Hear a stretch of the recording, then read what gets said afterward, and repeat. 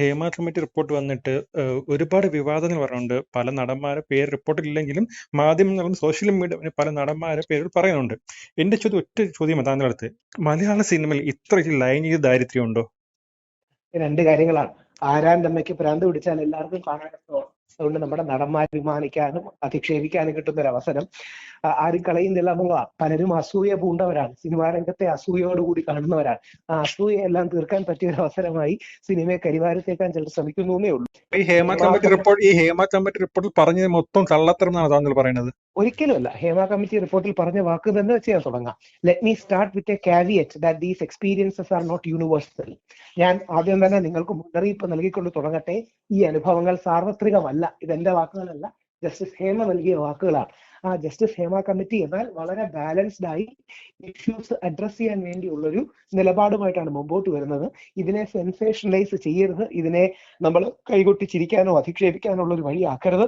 പോസിറ്റീവായി നമ്മൾ മുമ്പോട്ട് പോകും. കാരണം 10,000-കണക്കിന് ആൾക്കാർ വർക്ക് ചെയ്യുന്ന ഒരു മേഖലയാണ്. അവിടെയാണ് നമ്മുടെ മുഖ്യമന്ത്രി ശ്രീ പിണറായി വിജയനും നമ്മുടെ സുരേഷ് ഗോപിയും അടക്കം ഏറ്റവും ബാലൻസ്ഡ് ആയിട്ടും പക്വവുമായിട്ടാണ് ഈ വിഷയത്തെ സമീപിച്ചത്. ആ സമീപനം നമുക്ക് എല്ലാവർക്കും ഉണ്ടാവണം. ഇപ്പൊ ഈ ഹേമ കമ്മിറ്റി റിപ്പോർട്ടിൽ പറയുന്നുണ്ട്, പല നടന്മാരും രാത്രി കിടന്നുറങ്ങുമ്പോൾ നടിമാരെ വാതിൽ ചെന്ന് മുട്ടാറുണ്ടെന്നും. നടന്മാരല്ല, മലയാള സിനിമയിലെ പല മെയിൽ ആർട്ടിസ്റ്റ്, അതായത് നടന്മാരാവാം, ഡയറക്ടറാം, പ്രൊഡ്യൂസറാം. അപ്പൊ ഒരു സത്യസന്ധമായ ഒരു സംഭവം ഇല്ലാതെ ഇത്രയും കള്ളത്തരമായ റിപ്പോർട്ട് പുറത്തു വരൂ? ഈ ഒരിക്കലും ആരും റിപ്പോർട്ട് കള്ളമാണെന്നല്ല പറയുന്നത്. പക്ഷേ റിപ്പോർട്ടിനെ താങ്കൾ കുറച്ച് പറഞ്ഞു മലയാള സിനിമയെ കരിവാരി തേക്കാൻ വേണ്ടിയാണ് എന്നൊരു വാക്ക് പറഞ്ഞിരുന്നു. അതെ, മലയാള സിനിമയെ കരിവാരി തേക്കാൻ ഈ റിപ്പോർട്ടിന്റെ മറവിൽ പലരും ശ്രമിക്കുന്നുണ്ട് എന്ന് നമുക്ക് പകൽ പോലെ കാണാൻ കഴിയും. അങ്ങനെയല്ല വേണ്ടത്. പകരം ആ റിപ്പോർട്ട് വളരെ ബാലൻസ്ഡ് ആയിട്ടൊരു വിഷയത്തെ അഡ്രസ് ചെയ്തിരിക്കുക. അതിനെ ബേസ് ചെയ്ത് നമുക്ക് കോൺക്ലേവ് വേണം, നയങ്ങൾ വേണം, നിലപാട് വേണം, പുതിയ നിയമം വേണം. ആ രീതിയിൽ ഇതിനെ മുമ്പോട്ട് കൊണ്ടുപോകണം. രണ്ട്, ഹേമ കമ്മിറ്റി തന്നെ പറഞ്ഞതുപോലെ ഇത് സാർവത്രികവും എല്ലാവർക്കും ഇത്തരം ദുരനുഭവങ്ങൾ ഉണ്ടായിട്ടില്ല. ഇത് പറയുന്നത് ഹേമ കമ്മിറ്റി തന്നെയാണ്, വേറെ ആരുമല്ല. അപ്പൊ അതുകൊണ്ട് ഇതിലെ സെൻസേഷണലായ ഭാഗങ്ങളെ മാത്രം എടുത്ത് മുൻനിർത്തി നമ്മുടെ സിനിമാ മേഖലയെ അപകീർത്തിപ്പെടുത്തരുത്. ഇന്ത്യയിൽ ഏറ്റവും നന്നായിട്ട് പോകുന്ന മേഖലകളിലൊന്നാണ് നമ്മുടെ മലയാള സിനിമാ മേഖല. എല്ലാ മേഖലയിലും തെറ്റുകാരുള്ളതുപോലെ ഈ മേഖലയിലും തെറ്റുകാർ വന്ന് കൂടിയിട്ടുണ്ടാകാം, ഇല്ലെന്ന് പറയുന്നില്ല. പക്ഷെ അതിന്റെ സിനിമാ ഇൻഡസ്ട്രിയെ നശിപ്പിക്കാനും കരിവാരത്തേക്കാനും അല്ല, പോസിറ്റീവായ സ്റ്റെപ്സ് എടുക്കാനുള്ള ഒരു വഴിയായി ഹേമ കമ്മിറ്റി മാറണം. ഇത് നമുക്ക് ഇവരുടെ എല്ലാം യഥാർത്ഥ ലൈഫിനെ ഇത് ബാധിക്കും. ഒരു കാര്യം കൂടെ അങ്ങ് ആർക്കണം. WCC അടക്കമുള്ള ആൾക്കാർക്ക് ഞാനൊക്കെ പറയുന്നതിന്റെ സ്വരമാണ് ഈ വിഷയത്തിൽ. ശ്രീമതി രേവതി ഇന്നലെ പറഞ്ഞിരുന്നു, ആർക്കെതിരെയും പരാതിയോ ആർക്കെതിരെയും കേസെടുക്കാനല്ല ഞങ്ങൾ ആഗ്രഹിക്കുന്നതെന്ന്. ഭാഗ്യലക്ഷ്മിയെ പോലെ ഏറ്റവും മുതിർന്ന ഒരു ഡബ്ബിംഗ് ആർട്ടിസ്റ്റ് പറഞ്ഞിരുന്നു, നമുക്കിത് പോസിറ്റീവും ഫോർവേഡ് ലുക്കിങ്ങും ആണ്. അപ്പം സൊല്യൂഷൻ സെൻട്രിക് ആകണമെന്നാണ് നമ്മൾക്ക് മുമ്പോട്ട് വെക്കേണ്ടത്. അല്ലാതെ ഇതിന്റെ മേൽ ചർച്ചയുടെ മേൽ ചർച്ചയും അതിന്റെ പേര് കേസും പ്രശ്നങ്ങളും അല്ല. പകരം എന്തൊക്കെയാണ് നമുക്കിതിൽ പരിഹാരങ്ങൾ, എന്തൊക്കെയാണ് സൊല്യൂഷൻസ്? ഇത് തന്നെയാണ് ശ്രീ സുരേഷ് ഗോപി പറഞ്ഞത്, ഇത് തന്നെയാണ് സഖാവ് പിണറായി വിജയൻ പറഞ്ഞത്, ഇത് തന്നെയാണ് ഭാഗ്യലക്ഷ്മി പറഞ്ഞത്, ഇത് തന്നെയാണ് രേവതി പറയുന്നത്. അപ്പോൾ ആ സമീപനത്തിലൂടെ നമുക്ക് പോകണം. കലക്കവെള്ളത്തിൽ മീൻ പിടിക്കാൻ ശ്രമിക്കുന്ന ഒരുപാട് ആൾക്കാരുണ്ട്. അവരിലേക്ക് നമ്മൾ ഒരു കാരണവശാലും പോകരുത്. പോസിറ്റീവായി മുമ്പോട്ട് നോക്കുന്ന രീതിയിൽ ഈ റിപ്പോർട്ടുമായി നമുക്ക് പോകാൻ കഴിയണം. നൽകിയ അതായത് പ്രമുഖ ഫീമെയിൽ ആർട്ടിസ്റ്റുകൾ മലയാള സിനിമയിലെ സ്ത്രീ ജനങ്ങൾക്ക് നീതി കിട്ടാൻ പാടില്ലെന്നാണോ? ഒരിക്കലുമല്ല. അവരുടെ നീതി എന്താ? അവരുടെ നീതി എന്ന് പറഞ്ഞാൽ ഇനിയും ഭാവിയിൽ ഇങ്ങനെ ഒരു പ്രശ്നം ഉണ്ടാകാൻ നോക്കുകയാണ്. ഇനി നടന്നതെല്ലാം പോട്ടെ, ഇനിയുള്ള നോക്കിയാ മതിയോ? രണ്ട് കാര്യങ്ങൾ. അവര് പറഞ്ഞത് ആരോപണങ്ങൾ മാത്രമല്ലേ, ഇനി അത് കോടതി തെളിയിച്ചിട്ടൊന്നുമില്ലല്ലോ. ഹേമ കമ്മിറ്റി റിപ്പോർട്ടിന് അവര് ഓഡിയോ ക്ലിപ്പുകളും വീഡിയോ ക്ലിപ്പുകളും കൈമാറിയിട്ടുണ്ട്. ഹേമ കമ്മിറ്റി റിപ്പോർട്ട് പറയുന്നുണ്ട്. ആ ഓഡിയോ ക്ലിപ്പ് എന്തിന്റെ ഓഡിയോ ക്ലിപ്പ്, എന്തിന്റെ വീഡിയോ ക്ലിപ്പ്, എന്തിന്റെ ഡിജിറ്റൽ സന്ദേശം? ആ വാട്സപ്പ് സന്ദേശത്തിന് അപ്പുറത്തെന്താ? ഉദാഹരണം, ഞാനൊരു പെൺകുട്ടിക്ക് ഒരു വാട്സപ്പ് സന്ദേശം അയച്ചു, അതിന് മുമ്പ് ആ പെൺകുട്ടി എനിക്കൊരു സന്ദേശം അയച്ചെങ്കിലും. ഞാനിത് പറയുന്നതിന്റെ കാര്യം, കഴിഞ്ഞ ഒരു വർഷത്തിനുള്ളിൽ തന്നെ നമ്മൾ 2 കള്ളക്കേസുകൾ കണ്ടു. ഒരു പ്രമുഖ പ്രൊഡ്യൂസർക്കെതിരെയും ഒരു പ്രമുഖ സംവിധായകനെതിരെയും. രണ്ടിനും കോടതി എടുത്ത സമീപനങ്ങൾ നമുക്കറിയാം. അപ്പൊ ആണിനെ കരിവാരിത്തേക്കുകയും കാടടച്ച് വെടിവെക്കുകയും ചെയ്യുകയല്ല. ഈ തെളിവ് എന്നൊക്കെ പറയുന്നതിനേക്കാൾ കൂടുതൽ അത് ആരോപണങ്ങളാണ്. ആരോപണങ്ങൾ സീരിയസ് ആയിട്ട് എടുക്കണം. ഇതിനെ തെളിവ് മൂല്യം ഉണ്ടാകണമെങ്കിൽ അതൊരു കോടതിയിൽ വരണം, ഇൻവെസ്റ്റിഗേഷൻ നടക്കണം, കോടതിയിൽ കേസാകണം, അത് കോടതിയിൽ സമർപ്പിക്കണം, കോടതി അക്സെപ്റ്റ് ചെയ്യണം. ഇതൊന്നുമില്ലാതെ ഡിജിറ്റൽ തെളിവെന്നതിനെ വിളിക്കുന്നത് എന്തർത്ഥമാണെന്ന് എനിക്ക് മനസ്സിലാകുന്നില്ല. പക്ഷെ പല ആൾക്കാരും പ്രശ്നങ്ങൾ ഉണ്ടാക്കാൻ നോക്കുന്നത്, പ്രശ്നം പരിഹരിക്കാനാണ് സിനിമാ മേഖല നോക്കേണ്ടത്. അതുകൊണ്ടാണ് കടുത്ത ഫെമിനിസ്റ്റ് പ്രസ്ഥാനമാണ് WCC, കടുത്ത ഫെമിനിസ്റ്റ് വിരുദ്ധനാണ് ഞാൻ. പക്ഷേ WCC അടക്കം പക്വമായ പാകമായ മുമ്പോട്ട് പോകുന്ന സമീപനങ്ങളാണ് എടുത്തിരിക്കുന്നത്. അത് തന്നെയാണ് വേണ്ടത്. അങ്ങനെ തന്നെ ആലോചിച്ച് നോക്കൂ, എനിക്കെതിരെയോ താങ്കൾക്കെതിരെയോ ഒരു പരാതി ഇതിലുണ്ടെന്നിരിക്കട്ടെ, നമുക്ക് അങ്ങനെ അസ്യൂം ചെയ്യാം. 10 വർഷം മുമ്പ് ഈ വ്യക്തി എന്നോട് മോശമായി പെരുമാറി. പെരുമാറിയെന്നോ ഇല്ലെന്നോ എങ്ങനെ തെളിയിക്കാൻ പറ്റും? 2010-ലോ 2009-ലോ ഞാൻ അങ്ങനെ പെരുമാറിയെന്നോ ഇല്ലെന്നോ അങ്ങേക്കോ എനിക്കോ എങ്ങനെ തെളിയിക്കാൻ പറ്റും? അപ്പൊ ഇത് അനന്തമായ കേസുകളിലേക്ക് പോകുന്നതിന് പകരം പോസിറ്റീവായി എല്ലാരെയും ഒരുമിച്ച് നിർത്തി കോൺക്ലേവ് നടത്തി നയമുണ്ടാക്കി നിയമമുണ്ടാക്കി നിലപാടുണ്ടാക്കി പുതിയൊരു നിയമത്തിന്റെ പരിപ്രേക്ഷ്യത്തിലേക്ക് കാര്യങ്ങൾ കൊണ്ടുവന്നില്ല. എന്ത് സൊല്യൂഷൻ? ചർച്ചകളും അടിപിടിയും തർക്കങ്ങളും മാത്രം പോലെ സൊല്യൂഷൻസും പരിഹാരങ്ങളും വേണ്ടേ? പിന്നെ എന്തിനാ സർക്കാർ 4.5 വർഷം ഈ റിപ്പോർട്ട് പൂഴ്ത്തിവെച്ചത്? സർക്കാർ പൂഴ്ത്തി വെക്കുക എന്നുള്ള പ്രയോഗം തന്നെ, ഞാൻ സർക്കാരിനെ അനുകൂലിക്കുന്ന ഒരു വ്യക്തിയല്ല, ഇടത് സർക്കാരിനോട് യാതൊരു പ്രത്യേക ഇഷ്ടവുമില്ല. പക്ഷേ അവധാനതയോടുകൂടിയും സ്ലോ ആയിട്ടാണ് ഈ വിഷയം എടുത്തത്. കാര്യം ഹേമ കമ്മിറ്റിയിൽ വന്നവരോട് ഹേമ കമ്മിറ്റി തന്നെ പറഞ്ഞിരുന്നു, നിങ്ങളുടെ പ്രൈവസി ഉറപ്പിക്കും, ഈ വിഷയങ്ങൾ ഒരിക്കലും വെളിയിൽ വിടില്ല തുടങ്ങിയ കാര്യങ്ങൾ. ആരുടെയും ഐഡന്റിറ്റി ഒരു കാരണവശാലും വെളിപ്പെടരുത്. കാരണം അതിജീവിതയുടെയും അല്ലെങ്കിൽ പരാതി കൊടുത്തവരുടെയും വെളിപ്പെടരുത്, കുറ്റാരോപിതന്റെയും വെളിപ്പെടരുത്. കാര്യം കുറ്റാരോപിതനെ കുറ്റക്കാരനാണെന്ന് കാണുന്നത് വരെ അവന്റെ പേരും പുറത്തു വിടാതിരിക്കാനുള്ള മാന്യത നമ്മൾ കാണിക്കണം.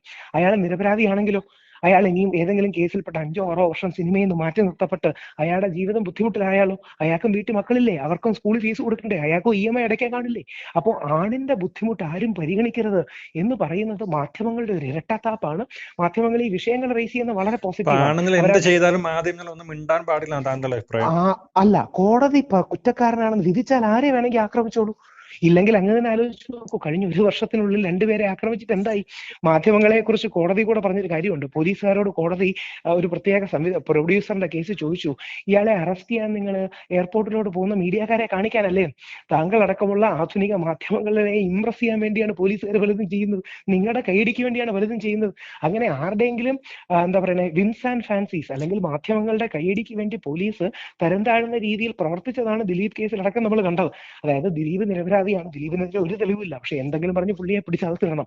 അങ്ങനെ പോലീസുകാർ കോടതി ഇതുവരെയ്ക്കും ദിലീപ് നിരപരാധിയെന്ന് പറഞ്ഞിട്ടില്ല, കോടതി അപരാധിയാണെന്ന് പറഞ്ഞിട്ടില്ല, കോടതി അപരാധിയാണെന്ന് പറഞ്ഞിട്ടില്ല. പക്ഷെ നമ്മുടെ നിയമപ്രകാരം A person is Innocent until proved guilty. ഒരു വ്യക്തി കുറ്റക്കാരനാണെന്ന് കോടതി പറയുന്നവരെ നിരപരാധിയാണല്ലോ. ഇപ്പം ദിലീപ് അക്യൂസ്ഡ് മാത്രമാണ്, ആരോപിതൻ മാത്രമാണ്. പക്ഷെ ഈ ദിലീപിനെ അടക്കം എടുത്ത് അലക്കി എത്രയോ ദിവസങ്ങൾ നമ്മുടെ മാധ്യമങ്ങൾ അദ്ദേഹത്തെ കരിവാരത്തി വെച്ചു. അങ്ങനെ പലരെയും കരിവാരത്തി വെച്ചു, വിജയബാബുവിനെ കരിവാരത്തി വെച്ചു, ഒമർ ലുലുവിനെ കരിവാരത്തി വെച്ചു. പക്ഷെ അവസാനം കോടതികൾ എടുത്ത സമീപനം എന്താ? അപ്പൊ സത്യം വിജയിക്കണം, ശരിയും ന്യായവും വിജയിക്കണം, മീഡിയ ട്രയൽ ഉണ്ടാകരുത്, പ്രൊപ്പഗാൻഡ ആകരുത്, അല്ലെങ്കിൽ ആരെയെങ്കിലും അധിക്ഷേപിക്കാനും കരിവാരത്തേക്കാനും ആകരുത്. ഇതൊന്നും പോസിറ്റീവായി. ഇല്ലെങ്കിൽ അങ്ങനെ ആലോചിച്ച് നോക്കൂ, WCCക്കും രാഹുൽ ഈശ്വറിനും ഒരേ സ്വരം വരുന്നത് എങ്ങനെയാണ്?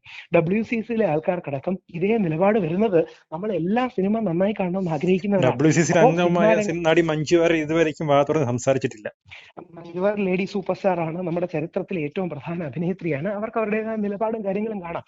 ശ്രീമതി മഞ്ജു വാര്യർ അടക്കം ഈ വിഷയത്തിൽ എടുക്കുന്ന സമീപനവും പാകതയും സംയമനവും നമ്മൾ എല്ലാവരും എടുക്കണം. മഞ്ജു വാര്യർ നമുക്ക് ദിലീപിന്റെ കേസിൽ വാ തുറന്ന മഞ്ജു വാര്യർ എന്തുകൊണ്ട് ഈ ഹേമ കമ്മിറ്റി റിപ്പോർട്ടിൽ വാ തുറന്നില്ല? സത്യസന്ധമായി പറഞ്ഞാൽ ദിലീപിന്റെ കേസിലല്ല, നമ്മുടെ നടി ആക്രമിക്കപ്പെട്ട കേസിൽ ഗൂഢാലോചന ഉണ്ടെന്നുള്ളതാണ് മഞ്ജു വാര്യർ മുമ്പോട്ട് വെച്ച നിലപാട്. എനിക്ക് അതിനോട് പൂർണ്ണമായും വിയോജിപ്പാണ്, അത് വേറെ. പക്ഷെ എന്നിരുന്നാലും അവരും ഇതൊക്കെ സംയമനത്തോടു കൂടി നമ്മൾ മുമ്പോട്ട് എടുക്കേണ്ട ഒരു നിലപാടാണ്. അത് എന്തിലേക്ക് എത്തുമെന്ന് എനിക്കറിയില്ല. പക്ഷെ എന്നിരുന്നാലും മലയാള സിനിമയ്ക്ക് ഒരു ശുദ്ധീകലശം ആവശ്യമാണ്, മലയാള സിനിമയിൽ ഒരു ക്ലൻസിങ് ആവശ്യമാണ്. മലയാള സിനിമ ഒരു നല്ല കുടുംബം പോലെ പോകുന്നതാണ്. പക്ഷെ എല്ലാ കുടുംബത്തിലും പ്രശ്നങ്ങൾ ഉണ്ടാകാറുണ്ട്. മലയാള സിനിമാ കുടുംബത്തിലും പ്രശ്നം ഉണ്ടാകുന്നുണ്ട്. അങ്ങനെ ആലോചിച്ച് നോക്കൂ, അമ്മ പോലെ പ്രമുഖമായ ഒരു സംഘടന ഇന്ത്യയിലെ വേറെ ഏതെങ്കിലും ഇൻഡസ്ട്രിക്ക് ഉണ്ടോ? അമ്മ പോലെ ഒരു കുടുംബം പോലെ എല്ലാവരെയും സപ്പോർട്ട് ചെയ്യുന്ന സംഘടന. പക്ഷെ അമ്മ എന്ന സംഘടന മലയാള സിനിമയും ഇപ്പൊ നോക്കുന്നത് പവർ ടീം എന്നൊരു ടീമുണ്ട്. 15 പേരടങ്ങിയ ഒരു പവർ ടീമാണ്, ഒരു മാഫിയ സംഘം എന്ന് പറയുന്നുണ്ട് ഹേമ കമ്മിറ്റിയിൽ. മാഫിയ സംഘം പോലുള്ള പ്രയോഗങ്ങൾ വളരെ ദൗർഭാഗ്യകരമാണ്. എല്ലാ രംഗത്തും കുറച്ച് ടോപ്പായി നിൽക്കുന്ന ആൾക്കാരില്ലേ? നമ്മുടെ ബോളിവുഡ് എടുത്ത അവിടെ ഷാറൂഖ് ഖാനും സൽമാൻ ഖാനും ആമിർ ഖാനും അക്ഷയ് കുമാറും ആയിരിക്കും ഉണ്ടാകുക. എല്ലാ രംഗത്തും ടോപ്പായി നിൽക്കുന്ന 15 പേര് അടഞ്ഞതാണോ മലയാള സിനിമ?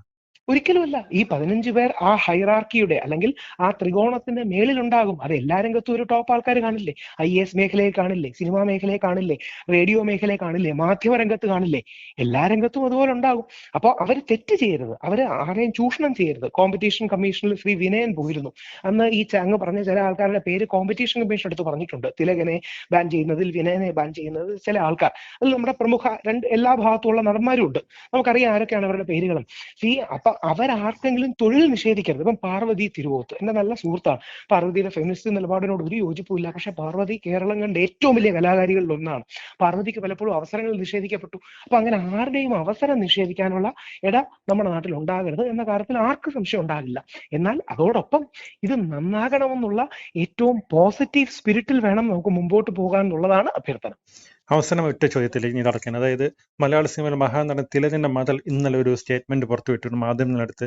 മലയാള സിനിമയിലെ ഒരു നടൻ എന്നോട് മോശമായി പെരുമാറി മോളെ എന്ന് വിളിച്ചുകൊണ്ട് റൂമിലോട്ട് വാ എന്ന് പറയും. അതിനെപ്പറ്റി താങ്കൾക്ക് എന്താണ് പറയാനുള്ളത്? വളരെ മോശമാണ്. തിലകൻ എന്ന് പറഞ്ഞാൽ നമ്മുടെ ഏറ്റവും വലിയ പ്രൈഡാണ്. മലയാള സിനിമയുടെ കഴിഞ്ഞ 19 വർഷങ്ങളിൽ മലയാള സിനിമയിലെ മാഫിയ സംഘം അടിച്ചു താഴ്ത്തപ്പെട്ട നടനാണ് തിലകൻ. അതെ, അവിടെയാണ് മാഫിയ സംഘം എന്ന വാക്കല്ല ശ്രീ തിലകൻ. തിലകൻ വേറൊരു വാക്കും കൂടി ഉപയോഗിച്ചു. തിരുവനന്തപുരം കേന്ദ്രീകരിച്ച് നിൽക്കുന്ന പ്രത്യേക ഒരു ജാതി സംവിധാനത്തിന്റെ എന്നൊക്കെ പറഞ്ഞ് ശ്രീ തിലകൻ ഉപയോഗിച്ചു. തിലകൻ വലിയ നടനാണ്. അദ്ദേഹത്തിന്റെ അഭിപ്രായത്തോട് അദ്ദേഹത്തിന്റെ മകനായ ശ്രീ ഷമ്മി തിലകൻ വരെ പിന്നീട് വിയോജിച്ചു. അത് മറ്റൊരു ചരിത്രം. പക്ഷെ ആരെങ്കിലും തിലകന്റെ മോളോട് അത് പറഞ്ഞിട്ടുണ്ടെങ്കിൽ തീർച്ചയായിട്ടും അത് അപലപിക്കേണ്ടതാണ്. ശരിയല്ലാത്ത കാര്യമാണ്. അതിനൊന്നും ആർക്ക് തർക്കം ഉണ്ടാവില്ല. തിലകൻ എന്നൊക്കെ പറഞ്ഞാൽ നമ്മുടെ മലയാള സിനിമ കലാരംഗത്തെ കാരണവരാണ്. തിലകനെ കാണാതെ ഇപ്പോഴും ചാക്കോ മാഷും അടക്കമുള്ള തിലകന്റെ അസംഖ്യം ക്യാരക്ടേഴ്സ് നമ്മുടെ മനസ്സിൽ ഇന്നുമുണ്ട്. നമ്മുടെ സംസ്കാരത്തിന്റെ ഒരു ബിന്ദുവാണ്. എന്നാൽ അതോടൊപ്പം തിലകന്റെ മോൾ ആരെങ്കിലും പറഞ്ഞെങ്കിൽ പുള്ളി അപലപിക്കപ്പെടണം. പക്ഷെ അവര് പോലും പേര് പറയുന്നില്ല. തിലകന്റെ മകൾ പോലും ഈ വിഷയത്തിൽ പേര് പറയുന്നില്ല. അപ്പം ആരെന്ന് പറഞ്ഞാൽ അവിടെയാണ് ഒരു ഗവൺമെന്റ് ഒരു അവസരം വരുമ്പോൾ ആ നടന്റെ പേര് പുറത്ത് പറഞ്ഞിട്ടുണ്ട്. ഇനി ഏത് അവസരമാണ് വരുന്നത്? വേറെ എന്താ ഇതിലൊക്കെ അവസരവും സമയമൊന്നും ഇല്ലല്ലോ. ഇതിന്റെ പ്രശ്നം എന്ന് പറഞ്ഞാൽ അത് അങ്ങനെ ആത്മീയ തെറ്റാണ്. പക്ഷേ ഒരു പരാതി വരാതെ ഏതെങ്കിലും സർക്കാർ സംവിധാനങ്ങൾക്ക് എങ്ങനെ പ്രതികരിക്കാനാവും? നമ്മൾ ആലോചിച്ചുകൊണ്ട് തിലകന്റെ മോള് പറയുന്ന ആരാണെന്ന് ഗവൺമെന്റ് അറിയാതെ അയാളോട് വിസ്തീർണം ചോദിക്കുകയോ കേസെടുക്കുകയോ ഒന്നും പറ്റില്ലല്ലോ. അതുകൊണ്ട് പ്രാക്ടിക്കൽ ഇഷ്യൂസും കൂടെ നമ്മൾ ഇതിൽ കാണണം. എന്നാൽ തിലകന്റെ മകൾ തന്നെ പറഞ്ഞിട്ടുണ്ട്, സുരേഷ് ഗോപിയാണ് അദ്ദേഹത്തെ സപ്പോർട്ട് ചെയ്തത്, ചിന്താമണി കൊല കേസിലേക്ക് റെഫർ ചെയ്തത്. അപ്പൊ നല്ല ആൾക്കാരും ഉണ്ട്, നല്ലതല്ലാത്ത ആൾക്കാരും ഉണ്ട്. ആ നല്ല ആൾക്കാരെ നമ്മൾ പ്രോത്സാഹിപ്പിക്കുകയും നല്ലതല്ലാത്ത ആൾക്കാരെ ഒറ്റപ്പെടുത്തുകയും ചെയ്യുകയല്ലാതെ എന്തെങ്കിലും പ്രാക്ടിക്കൽ സൊല്യൂഷൻ നമ്മുടെ മുമ്പിലുണ്ടോ? നന്ദി Shri Rahul Eshwar. Thank you. You are watching me and you're watching me on metromatney.com. on metromatney.com. metromatney.com. Subscribe for more videos. Subscribe for more videos. Subscribe here for more videos. Subscribe now. Thank you.